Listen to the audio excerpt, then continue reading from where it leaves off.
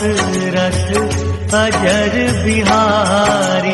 राम सिया राम जय जय राम।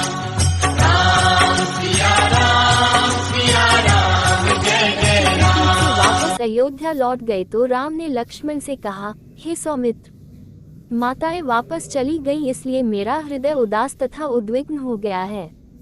इस स्थान के साथ उन सब की स्मृति जुड़ गई है। मुझे बारंबार उनकी स्मृति सताने लगी है। अतः मेरा विचार है कि अब हम इस स्थान का परित्याग कर दें और अन्यत्र कहीं जाकर निवास करें।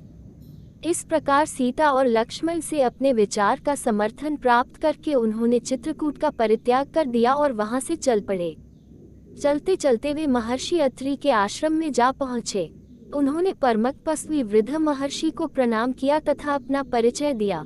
महर्षि अत्रि ने उनका स्नेहपूर्वक स्वागत किया। फिर महर्षि अत्रि ने अपनी वृद्धा पत्नी अनुसुया को मिथिला नरेश की राजकुमारी तथा अयोध्या की ज्येष्ठ पुत्रवधू सीता से परिचय करवाया तथा उनका यथोचित सत्कार करने के लिए कहा। इस पर राम ने भी सीता से कहा, सीते, माता के समान स्नेहमयी अनुसुया देवी के चरण स्पर्श करो। सीता ने अनुसुया के चरण स्पर्श किए और उनसे आशीर्वाद प्राप्त किया। अनुसुया बोली, सीता, तुमने राजप्रासाद के ऐश्वर्य का परित्याग कर अपने पति के साथ वन में, जहाँ पर भांति भांति के कष्टों को झेलना पड़ता है, रहने का जो निश्चय किया है वह तुम्हारा महान त्याग है। मैं तुम्हारे त्याग से अत्यंत प्रसन्न हूँ। तुमने तीनों लोकों में नारी के पतिव्रत धर्म की महिमा को महिमामंडित कर दिया है। हे सुभगे, जो अपने पति के गुण अवगुणों का विचार किए बिना उसे ईश्वर के समान सम्मान देती है और प्रत्येक दैहिक सुख में उसका अनुसरण करती है, उस स्त्री के चरणों पर स्वर्ग स्वयं न्यौछावर हो जाता है। पति चाहे कितना ही कुरूप, दुष्चरित्र, क्रोधी और निर्धन क्यों न हो, वह पत्नी के लिए सदैव श्रद्धेय है। उसके जैसा कोई दूसरा संबंध नहीं होता। पति की सच्ची सेवा ही स्वर्ग का मार्ग प्रशस्त करती है।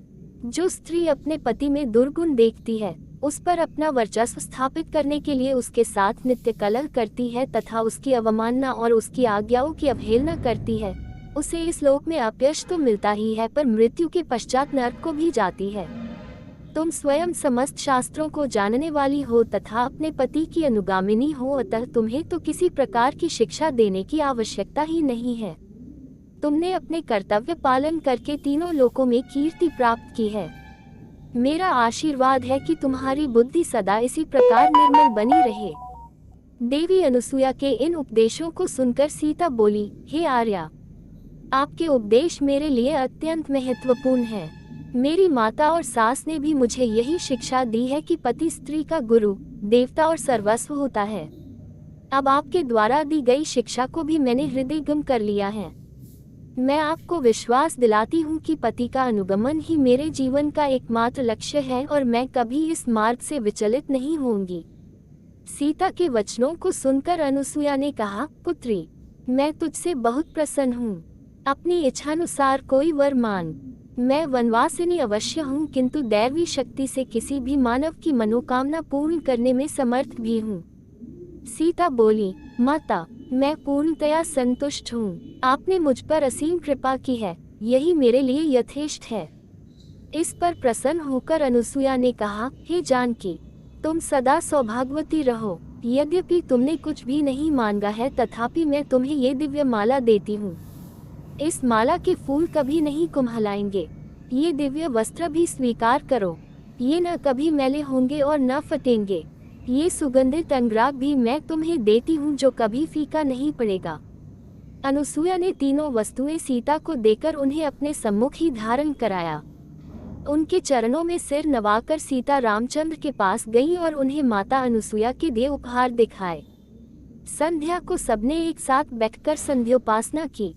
तत्पश्चात अनुसुया सीता को चंद्र की शुभ्र ज्योत्नायुक्त रात्रि में वन की शोभा दिखाने के लिए ले गई।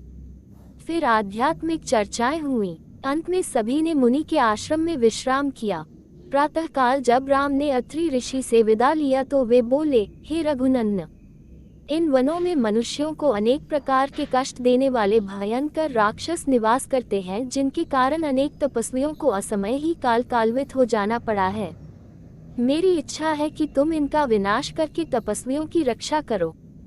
राम ने महर्षि की आज्ञा को शिरोधार्य किया तथा उपद्रवी राक्षसों को नष्ट करने का वचन दिया। फिर सीता तथा लक्ष्मण के साथ वहां से दंडक वन के लिए प्रस्थान कर गए।